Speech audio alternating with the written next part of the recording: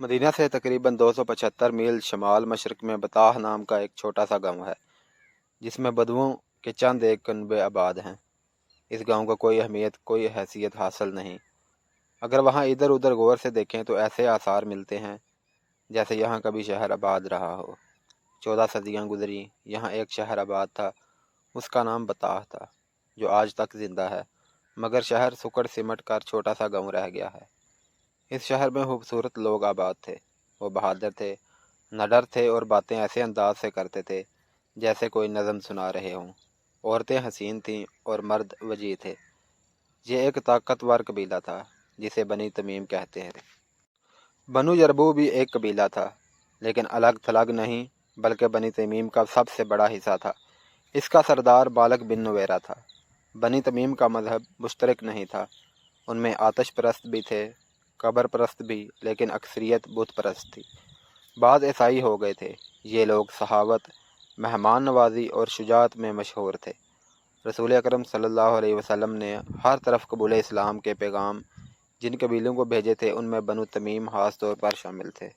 इस्लाम के फ़रोग और इस्तेहकाम के लिए बनु तमीम जैसे ताकतवर और बाअसर कबीले को साथ मिलाना ज़रूरी था। यह एक अलग कहानी है कि इस कबीले ने इस्लाम किस तरह कबूल किया था।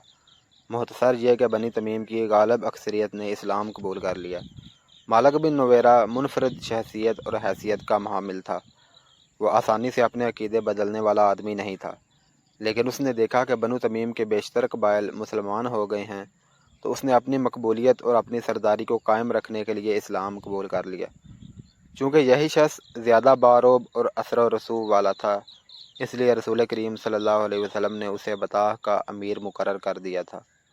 ज़कात, उशर और दीगर वाजबात वसूल करके मदीना भिजवाना उसकी ज़िम्मेदारी थी। मालिक बिन नुवैरा बड़ा वजी और खूबसूरत आदमी था। उसके कद काठ में अजीब सी कशिश थी। उसके सर के बाल लंबे और खूबसूरत थे। शाहसवार ऐसा कि कोई उसके मुकाबले में ठहर नहीं सकता था। अच्छा खासा शायर था। आवाज़ में मिठास और तरन्नुम था, और उसमें सबसे बड़ी खूबी ये थी कि हंसमुख था। गम के मरे हुओं को हंसा देता था। उसमें खराबी ये थी कि उसमें गरूर और तकब्बुर बहुत था। उसकी एक वजह तो उसकी वो हैसियत थी जो उसे बनु तमीम में और खुसूसन अपने कबीले में हासिल थी। दूसरी वजह उसका मर्दाना हुस्न और दीगर मर्दाना औसाफ थे, जो एक तिलिस्म की तरह दूसरों पर हावी हो जाते थे। उसका ताल्लुक मुतअद्दिद औरतों के साथ था। कबीले की जवान लड़कियां उसका कुर्ब हासिल करने की ख्वाहां और कोशां रहती थीं, लेकिन वो वक्ती ताल्लुक रखता और किसी को बीवी नहीं बनाता था। कहता था कि उस तरह एक औरत उसके हम पल्ला हो जाएगी। हालांकि उस वक्त बीवियों को ये मुकाम हासिल नहीं था। वो कबीले की औरतों के दिलों में बसता था। उसके दिल को मुसहर करने वाली औरत का नाम लैला था। मालिक बिन नुवैरा ने लैला से शादी कर ली। लैला को कबीले ने उम्मे तमीम का नाम दिया था। रसूल करीम सल्लल्लाहु अलैहि वसल्लम के विसाल की खबर मिलते ही मालिक बिन नुवैरा ने मदीना वालों से नज़रें फेर ली और ज़ाहिर कर दिया कि उसने इस्लाम कबूल किया था, ईमान नहीं। उसने ज़कात और महसूलात वसूल करके अपने घर में रखे हुए थे। चंद दिनों तक उसने ये माल मदीना को भेजना था। उसने कबीले के लोगों को इकट्ठा करके उन्हें ज़कात और महसूलात वापस कर दिए। अब तुम आज़ाद हो, मालिक ने कहा। मैंने मदीना की जंजीर तोड़ डाली है। अब जो कुछ तुम कमाओगे वो सब तुम्हारा होगा। लोगों ने दादो तहसीन के नारे बुलंद किए। मालिक बहुत खुश था कि मदीना से ताल्लुक़ तोड़कर वो अपने कबीले का फिर खुद मुख्तार सरदार बन गया है, मगर उसकी खुशी ज़्यादा देर तक कायम न रह सकी। 2-3 कबीलों के सरकर्दा आदमियों ने मालिक से कहा कि उसने मदीना से ताल्लुक़ तोड़कर अच्छा नहीं किया। मालिक ने उन्हें मदीना के खिलाफ करने की बहुत कोशिश की, लेकिन उसकी ज़बान का जादू ना चल सका। ज़कात और महसूलात की अदायगी के मसले पर बनु तमीम 3 हिस्सों में बट गए थे। एक वो थे जो ज़कात वगैरह की अदायगी करना चाहते थे। दूसरे वो जो मदीना वालों के साथ कोई ताल्लुक़ नहीं रखना चाहते थे। और तीसरे वो थे जिनके लिए ये फ़ैसला करना मुश्किल हो गया था कि वो क्या करें। इन सब के इख्तलाफात इतने बढ़ गए कि कबीलों की आपस में खून रेज़ लड़ाइयाँ शुरू हो गईं। इतने में सजा अपना लश्कर लेकर आ गई। सजा का जिक्र पहले आ चुका है कि उसने नबूवत का दावा किया था। अल हारिस की बेटी सजा अपने लश्कर के साथ मालिक बिन नुवैरा के कबीले بنو جربو کے علاقے میں جا خیمہ زن ہوئی۔ اس نے مالک بن نویرہ کو بلا کر کہا کہ وہ مدینہ پر حملہ کرنا چاہتی ہے۔ اگر تم اپنے قبیلے کو میرے لشکر میں شامل کر دو تو ہم مسلمانوں کو ہمیشہ کے لیے ختم کر سکتے ہیں۔ سجا نے کہا، تمہیں معلوم ہوگا کہ میں بنو جربو میں سے ہوں۔ خدا کی قسم، مالک بن نویرہ نے کہا، میں تمہارا دست راست بن جاؤں گا، لیکن ایک شرط ہے جو دراصل ہماری ضرورت ہے۔ تم دیکھ رہی ہو کہ بنو تمیم کے قبیلوں میں دشمنی پیدا ہو چکی ہے۔ ان سب کو مصالحت کی دعوت دے کر انہیں مدینہ پر حملہ کے لیے تیار کریں گے۔ اگر یہ مصالحت پر آمادہ نہ ہوئے تو ہم انہیں تباہ و برباد کر دیں گے۔ اگر تم نے انہیں ختم نہ کیا تو یہ سب مل کر تمہارے خلاف ہو جائیں گے۔ ان میں مدینہ کے وفادار بھی ہیں، انہوں نے کچے دل سے اسلام قبول کر لیا ہے۔ مالک بن نویرہ کی خواہش یہ تھی کہ سجا کے لشکر کو ساتھ ملا کر بنی تمیم کے مسلمانوں کو اور اپنے دیگر مخالفین کو ختم کیا جائے۔ سجا مالک بن نویرہ کے مردانہ حسن و جلال سے متاثر ہو گئی تھی۔ اس نے مالک کی بات فوراً مان لی۔ دونوں نے تمام قبیلوں کے سرداروں کو مصالحت کے پیغامات بھیجے۔ پیغام میں یہ بھی شامل کیا تھا کہ مدینہ پر حملہ کیا جائے گا۔ صرف ایک قبیلے کا سردار وقی بن مالک تھا جس نے ان سے مصالحت قبول کر لی، باقی تمام قبیلوں نے انکار کر دیا۔ اس کے نتیجے میں سجا، مالک اور وقی کے متحدہ لشکر نے دوسرے قبیلوں پر حملہ کر دیا۔ بڑی خون ریز لڑائیاں لڑی جانے لگیں۔ بنو تمیم جو سخاوت، مہمان نوازی اور زبان کی چاشنی کے لیے مشہور تھے، ایک دوسرے کے لیے وحشی اور درندے بن گئے۔ بستیاں اجڑ گئیں، خون بہہ گیا، لاشیں بکھر گئیں۔ لیلا کو اپنے دروازے پر عورتوں کی آہ و بکا سنائی دی۔ کچھ عورتیں بیان کر رہی تھیں، کیا میں بیوہ ہو گئی ہوں؟ لیلا ننگے پاؤں باہر کو دوڑی۔ مالک بن نویرہ کی لاش لائے ہیں۔ اس نے دروازہ کھولا تو باہر 10-12 عورتیں کھڑی بیان کر رہی تھیں۔ لیلا کو دیکھ کر ان کی آہوزاری اور زیادہ بلند ہو گئی۔ 3 عورتوں نے اپنے بازوؤں پر ننھے ننھے بچوں کی لاشیں اٹھا رکھی تھیں۔ لاشوں پر جو کپڑے تھے وہ خون سے لال تھے۔ لیلا، کیا تو عورت ہے؟ ایک عورت اپنے بچے کی خون آلود لاش لیلا کے آگے گرتے ہوئے چلائی۔ تو عورت ہوتی تو اپنے خاوند کا ہاتھ روکتی کہ بچوں کا خون نہ کرے۔ یہ دیکھ۔ ایک اور عورت نے اپنے بچے کی لاش لیلا کے آگے کرتے ہوئے کہا، یہ بھی دیکھ۔ ایک اور بچے کی لاش لیلا کے آگے آ گئی۔ یہ دیکھ میرے بچے۔ ایک عورت نے اپنے 2 بچے لیلا کے سامنے کھڑے کر کے کہا، یہ یتیم ہو گئے ہیں۔ لیلا کو چکر آنے لگا۔ عورتوں نے اسے گھیر لیا اور چیخنے چلانے لگیں، تو ڈائن ہے، تیرا خاوند جلاد ہے۔ سجا کو نبوت کس نے دی ہے؟ سجا تیرے خاوند کی داشتہ ہے۔ سجا تیری سوکن ہے۔ تیرے گھر میں ہمارے گھروں کا لوٹا ہوا مال آ رہا ہے۔ مالک بن نویرہ تجھے ہمارے بچوں کا خون پلا رہا ہے۔ ہمارے تمام بچوں کو کاٹ کر پھینک دے۔ ہم سجا کی نبوت نہیں مانیں گی۔ ہمارے نبی محمد صلی اللہ علیہ وسلم ہیں۔ محمد صلی اللہ علیہ وسلم اللہ کے رسول ہیں۔ بستی کے لوگ اکٹھے ہو گئے۔ ان میں عورتیں زیادہ تھیں۔ لیلا نے اپنا حسین چہرہ اپنے ہاتھوں میں چھپا لیا۔ اس کا جسم ڈولنے لگا۔ 2 عورتوں نے اسے تھام لیا۔ اس نے اپنے سر کو زور زور سے جھٹکا اور وہ سنبھل گئی۔ اس نے عورتوں کی طرف دیکھا۔ میں تمہارے بچوں کے خون کی قیمت نہیں دے سکتی، لیلا نے کہا۔ میرا بچہ لے جاؤ اور اسے کاٹ کاٹ کر ٹکڑے ٹکڑے کر دو۔ ہم چڑیلے نہیں، ایک شور اٹھا، ہم ڈائنے نہیں۔ لڑائی بند کراؤ، لوٹ مار اور قتل و غارت بند کراؤ۔ تمہارا خاوند وقی بن مالک اور سجا کے ساتھ مل کر لوٹ مار کر رہا ہے۔ لڑائی بند ہو جائے گی، لیلا نے کہا۔ بچوں کی لاشیں اندر لے آؤ۔ مائیں اپنے بچوں کی لاشیں اندر لے گئیں۔ لیلا نے تینوں لاشیں اس پلنگ پر رکھ دیں جس پر وہ اور مالک بن نویرہ سویا کرتے تھے۔ مالک بن نویرہ لیلا کا پجاری تھا۔ اس پر لیلا کا حسن جادو کی طرح سوار تھا۔ اس زمانے میں سردار اپنی بیویوں کو لڑائی میں اپنے ساتھ رکھتے تھے، لیکن یہ لڑائی اس قسم کی تھی کہ مالک لیلا کو اپنے ساتھ نہیں رکھ سکتا تھا۔ لیلا سے وہ زیادہ دیر تک دور بھی نہیں رہ سکتا تھا۔ اگر کہیں قریب ہوتا تو رات کو لیلا کے پاس آ جایا کرتا تھا۔ وہ اس رات آ گیا۔ کیا اس پلنگ پر کوئی سویا ہوا ہے؟ مالک بن نویرہ نے پوچھا۔ نہیں، لیلا نے کہا، تمہارے لیے ایک تحفہ ڈھانپ کر رکھا ہوا ہے۔ 3 پھول ہیں لیکن مرجھا گئے ہیں۔ مالک نے لپک کر چادر ہٹائی اور یوں پیچھے ہٹ گیا جیسے پلنگ پر سانپ کنڈلی مارے بیٹھا ہو۔ اس نے لیلا کی طرف دیکھا۔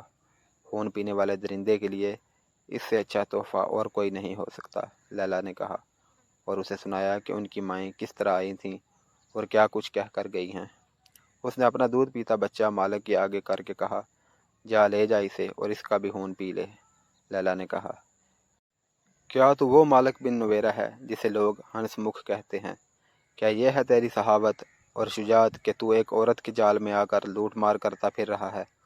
اگر تو بہادر ہے تو مدینہ پر چڑھائی کر، یہاں نہتے مسلمانوں کو قتل کرتا پھر رہا ہے۔ مالک بن نویرہ معمولی آدمی نہیں تھا، اس کی شخصیت میں انفرادیت تھی جو دوسروں پر تاثر پیدا کرتی تھی۔ اس نے تانے کبھی نہیں سنے تھے، اس کا سر کبھی جھکا نہیں تھا۔ کیا یہ ہے تیرا غرور؟ لیلا نے اسے خاموش کھڑا دیکھ کر کہا، کیا تو ان معصوم بچوں کی لاشوں پر تکبر کرے گا؟ ایک عورت کی خاطر؟ ایک عورت نے تیرا غرور اور تکبر توڑ کر تجھے قاتل اور ڈاکو بنا دیا ہے۔ میں اپنے بچے کو تیرے پاس چھوڑ کر جا رہی ہوں، پیچھے سے ایک تیر میری پیٹھ میں اتار دینا۔ لیلا، مالک بن نویرہ گرج کر بولا، مگر بجھ کے رہ گیا اور مجرم کی آواز میں کہنے لگا، میں کسی عورت کے جال میں نہیں آیا۔ جھوٹ نہ بول مالک، لیلا نے کہا، میں جا رہی ہوں، سجا کو لے آ یہاں۔ یہ یاد رکھ لے، تیری سرداری، تیری خوبصورتی، تیری شاعری اور تیری ہونہاری تجھے ان مرے ہوئے بچوں کی ماؤں کی آہوں اور فریادوں سے بچا نہیں سکیں گی۔ یہ تو صرف 3 لاشیں ہیں، بستیوں کو لوٹتے معلوم نہیں کتنے بچے تیرے گھوڑوں کے قدموں تلے کچلے گئے ہوں گے۔ تو سزا سے نہیں بچ سکے گا، تیرا بھی خون بہے گا اور میں کسی اور کی بیوی ہوں گی۔ مالک بن نویرہ نے یوں چونک کر لیلا کی طرف دیکھا جیسے اس نے اس کی پیٹھ میں خنجر گھونپ دیا ہو۔ وہ آہستہ آہستہ چلتا باہر نکل گیا۔ مالک رات بھر واپس نہ آیا۔ صبح طلوع ہوئی۔ بطاح جو بارونق بستی تھی، ایک ایسے مریض کی طرح دکھائی دے رہی تھی جو کبھی ہوبرو جوان ہوا کرتا تھا، اب اس کا چہرہ بے نور اور آنکھوں میں موت کا خوف رچا ہوا تھا۔ بطاح کی عورتوں کے چہروں پر مردنی چھائی ہوئی تھی۔ یہ اس مار دھاڑ کا نتیجہ تھا جو بنی تمیم میں ہو رہی تھی۔ سورج کی پہلی کرنیں آئیں تو بطاح کی گلیوں میں ڈری ڈری سی داخل ہوئیں۔ اس وقت سورج کچھ اور اوپر اٹھایا تھا جب بطاح میں ہڑبونگ مچ گئی۔ بعض عورتیں بچوں کو اٹھا کر گھروں کو دوڑی گئیں اور اندر سے دروازے بند کر لیے۔ کچھ عورتیں اپنی جوان بیٹیوں کو ساتھ لیے بستی سے نکل گئیں۔ وہ کہیں چھپ جانے کو جا رہی تھیں۔ بوڑھے آدمی کمانے اور ترکش اٹھائے چھتوں پر چڑھ گئے۔ بوڑھوں کے علاوہ جو آدمی بستی میں تھے انہوں نے برچیاں اور تلواریں نکال لیں۔ کسی نے بڑی بلند آواز سے کہہ دیا تھا کہ دشمن کا لشکر آ رہا ہے۔ دور زمین سے جو گرد اٹھ رہی تھی وہ کسی لشکر کی ہی ہو سکتی تھی۔ بطاح میں جوان آدمی کم ہی رہ گئے تھے۔ سب مالک بن نویرہ کے ساتھ دوسرے قبیلوں کی لڑائی میں چلے گئے تھے۔ بطاح میں جو رہ گئے تھے ان پر خوف و ہراس طاری ہو گیا تھا۔ لیلا کے گھر میں پلنگ پر 3 بچوں کی لاشیں پڑی تھیں اور وہ اپنے بچے کو سینے سے لگائے اپنے قلعہ نما مکان کی چھت پر کھڑی تھی۔ وہ بار بار اپنے بچے کو دیکھتی اور چومتی تھی۔ وہ شاید یہ سوچ رہی تھی کہ بچوں کے خون کا انتقام اس کے بچے سے لیا جائے گا۔ زمین سے اٹھتی ہوئی گرد بہت قریب آ گئی تھی اور اس میں گھوڑے اور اونٹ ذرا ذرا دکھائی دینے لگے تھے۔ ہوشیار بنو یربو، خبردار! بطاح میں کسی کی آواز سنائی دی، جانے لڑا دو، ڈرنا نہیں۔ لشکر گرد سے نکل آیا اور قریب آ گیا۔ بستی کے کئی ایک اور آدمی گھوڑوں پر سوار، ہاتھوں میں برچیاں اور تلواریں لیے آگے چلے گئے۔ ان کا انجام ظاہر تھا، لیکن انہیں اپنی طرف آتے دیکھ کر لشکر کی ترتیب میں کوئی فرق نظر نہ آیا۔ آگے جا کر وہ لشکر کا حصہ بن گئے۔ اپنے ہیں، انہوں نے نعرے لگائے، اپنے ہیں، مالک بن نویرہ ہے، لڑائی ختم ہو گئی ہے۔ بطاح میں سے بھی نعرے گرجنے لگے۔ لوگوں نے آگے بڑھ کر اپنے لشکر کا استقبال کیا۔ مالک بن نویرہ کہیں بھی نہ رکا۔ وہ سیدھا اپنے گھر کے دروازے پر آیا اور گھوڑے سے کود کر اندر چلا گیا۔ اسے لیلا صحن میں کھڑی ملی۔ اس کے دلکش چہرے پر اداسی تھی اور اس کی وہ آنکھیں بجھی بجھی سی تھی جن پر قبیلے کے جوان جانیں قربان کرنے کو تیار رہتے تھے۔ میں تیرا حکم مانا ہے لیلا، لڑائی ختم کر دی ہے، ہم ایک دوسرے کے قیدی واپس کر دیں گے۔ میں نے سجا سے تعلق توڑ لیا ہے، اس پھول سے چہرے سے اداسی دھو ڈالو۔ لیلا اداس بیٹھی رہی۔ مالک نے اسے بہلانے کی بہت کوشش کی لیکن لیلا کا چہرہ بجھا ہی رہا۔ میرے دل پر ایک خوف بیٹھ گیا ہے، لیلا نے کہا۔ کیسا خوف؟ مالک نے پوچھا۔ کس کا خوف؟ سزا کا، لیلا نے کہا۔ انتقام کا۔ سجا اکیلی رہ گئی ہے۔ وکی بن مالک نے بھی اس کا ساتھ چھوڑ دیا تھا۔ مالک بن نویرہ نے وکی سے کہا تھا کہ وہ ایک عورت کے جھانسے میں آ کر اپنے قبیلے پر ٹوٹ پڑے تھے۔ سجا اپنے لشکر کو ساتھ لیے نباج کی طرف چلی گئی۔ پہلے سنایا جا چکا ہے کہ وہ یمامہ پر حملہ کرنے گئی تھی، لیکن مسیلمہ کے جال میں آ گئی اور مسیلمہ نے اسے اپنی بیوی بنا لیا۔ مالک بن نویرہ کے گناہوں کی سزا شروع ہو چکی تھی۔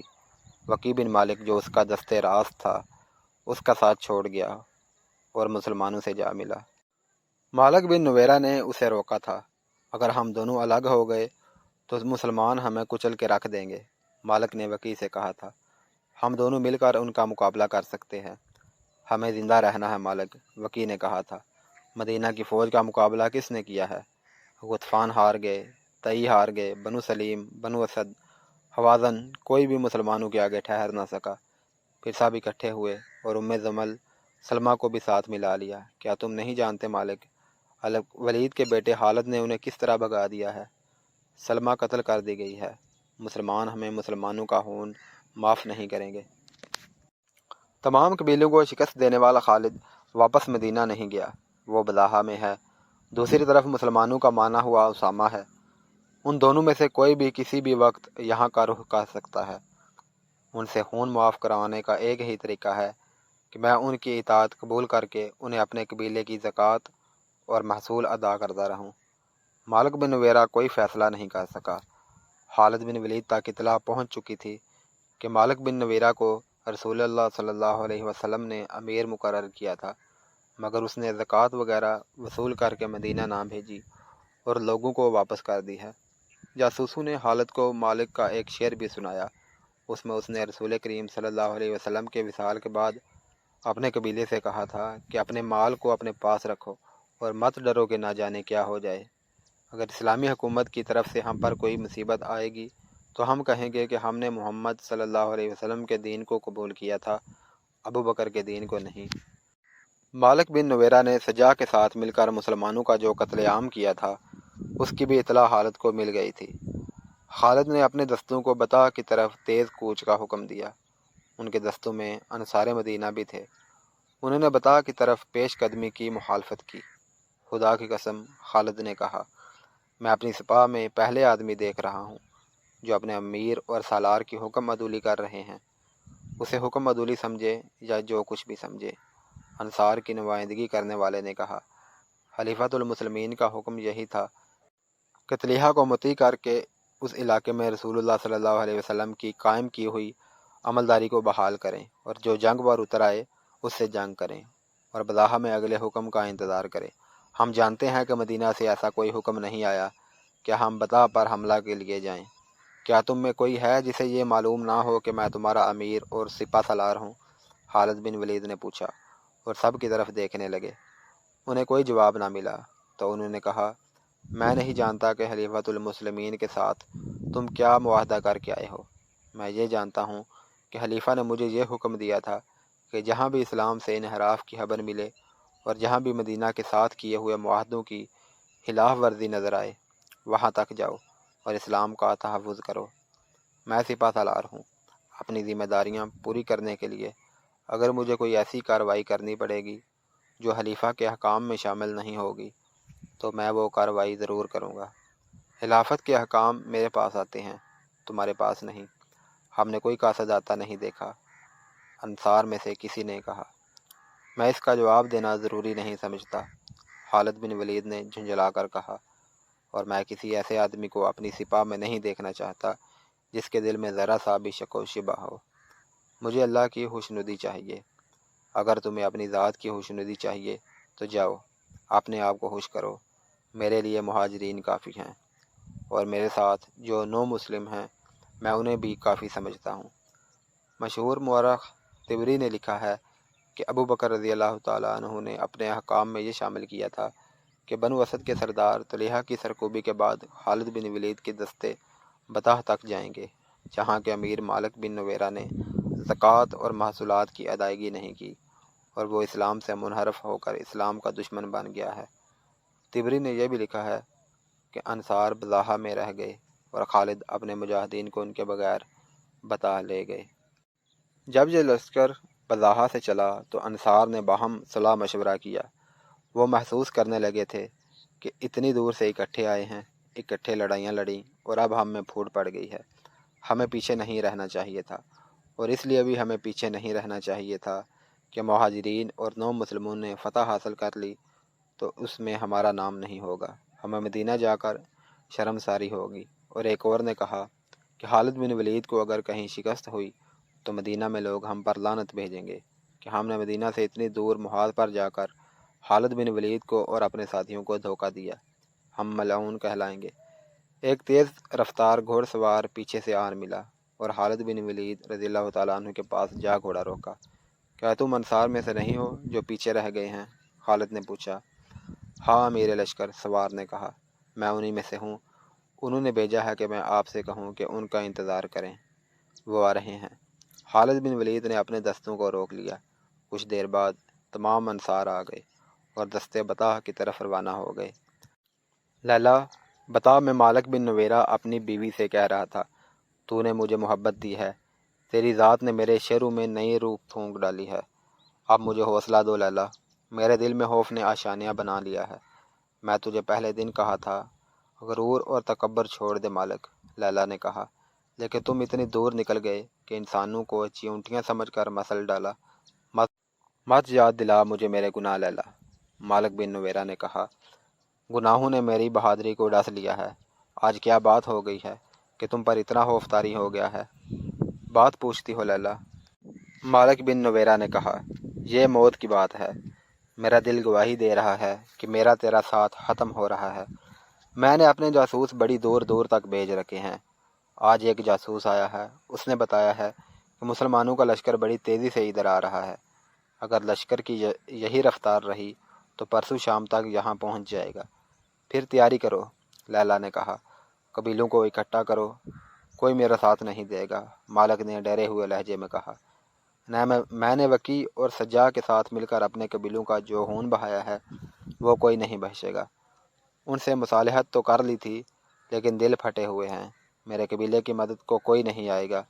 پھر آگے بڑھو اور مسلمانوں کے سپہ سالار سے کہو کہ تم نے اسلام ترک نہیں کیا، لیلا نے کہا، شاید وہ تمہیں بخش دیں۔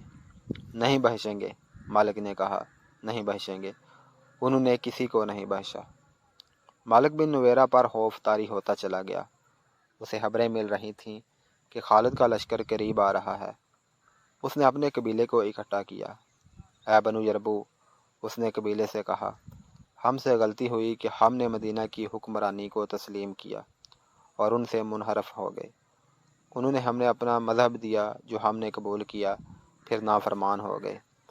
وہ آ رہے ہیں، سب اپنے گھروں کو چلے جاؤ اور دروازے بند کر لو۔ یہ نشانی ہے کہ تم ان کے خلاف ہتھیار نہیں اٹھاؤ گے۔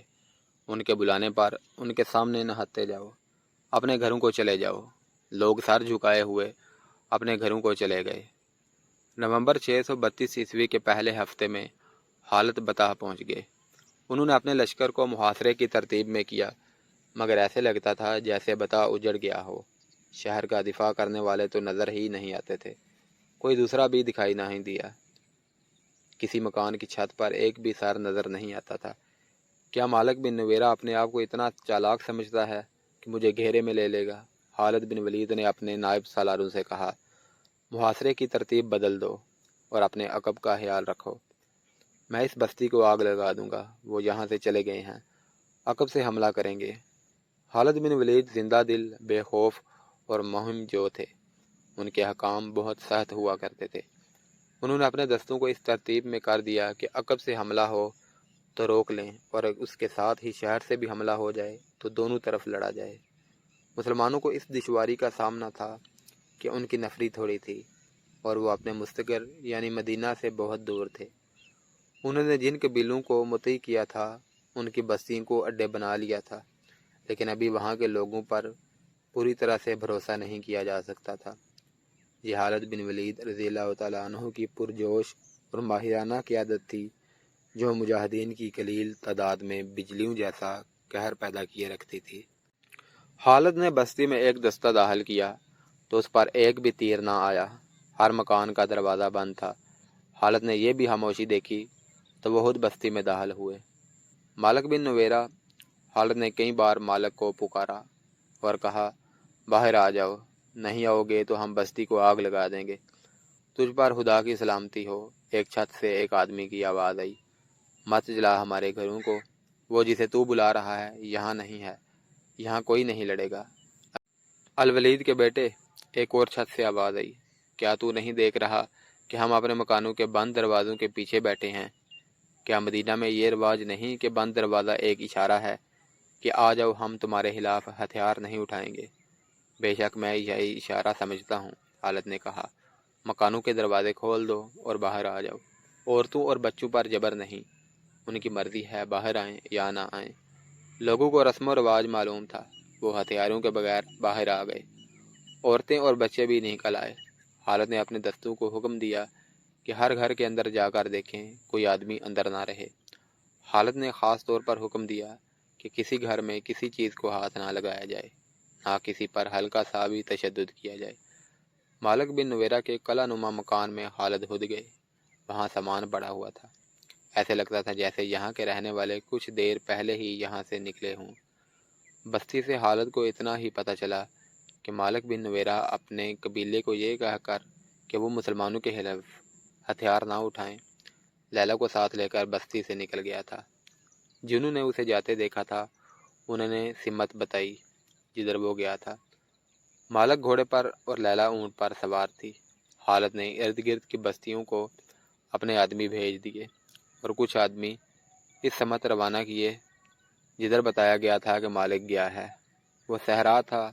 ऊँट और घोड़े के कदमों के निशान बड़े साफ थे। ये खालिद के आदमियों को एक बस्ती में ले गए।